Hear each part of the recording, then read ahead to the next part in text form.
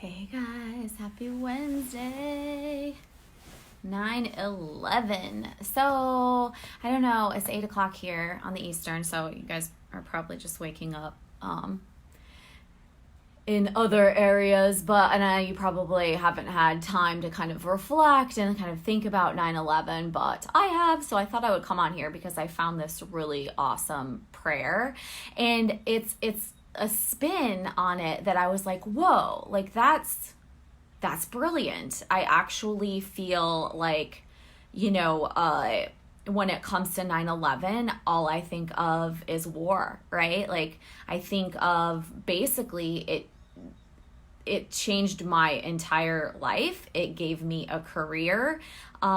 Because of 9/11, I came out to National Guard Bureau, working full time, deploying doctors and dentists. Like that was what brought me to DC. I mean, it's essentially what, brought me to, Dillon. I mean, it literally changed my entire life. And so when I think of 9/11, and then of course, it ultimately ruined my first marriage and then sent me on the trajectory of, being a single mom, and just, it literally like changed my life. No, I didn't lose anyone, at certain areas, whether it be DC or Pennsylvania or what, like New York, but it changed my entire life. And so I always have thought of 9/11 as like, maybe not, oh, poor me, because like, hello, I have Dillon, like that's amazing, and I'm exactly where I want to be right now. But it does make me think of war more than it makes me think of the human heart. And so when I found this prayer, I was like, whoa, this is amazing. So I'm going to read it to you. I don't know if it'll touch you the way it touched me. But it's just like a cool way of remembering 9/11. Hey, Christina. Hey, Dee Dee. Hey, Emily. Okay, so it says, good and gracious God, today we come before you with heavy hearts as we remember the events of 9/11.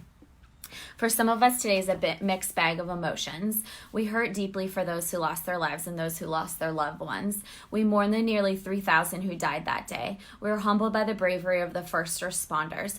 We continue to grieve with our neighbors in the loss of the national innocence, our false sense of security.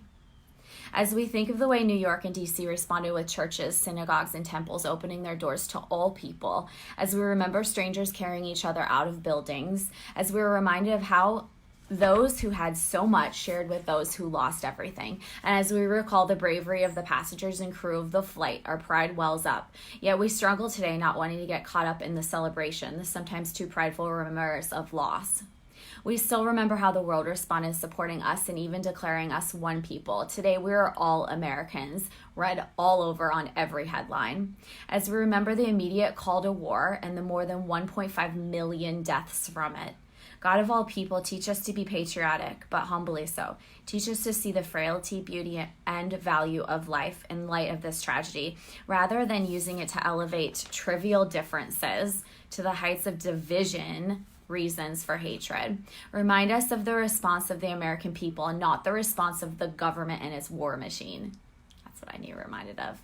Remind us of the way the true heart of this nation's people was reveled in open doors, open arms, and open hearts. May we never forget that on one day, we did not focus on nationality, wealth, education, sex, or sexuality. We focused on need, on humanity, on love.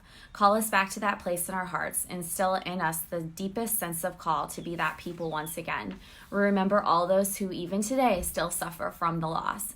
From New York to Iraq, the tragedy has deeply and profoundly impacted millions.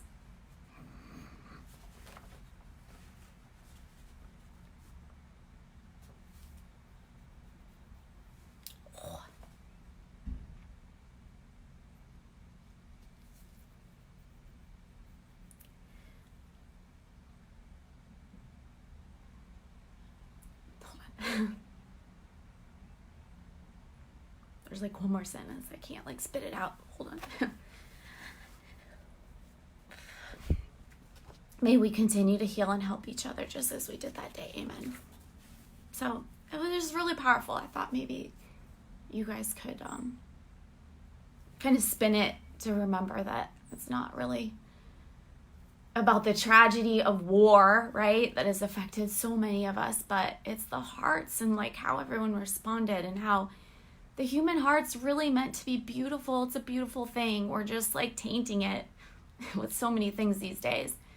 So anyway, so hopefully that, inspired you or like me kind of made you think this morning, like, yeah, like that's pretty cool. All right, have a beautiful day.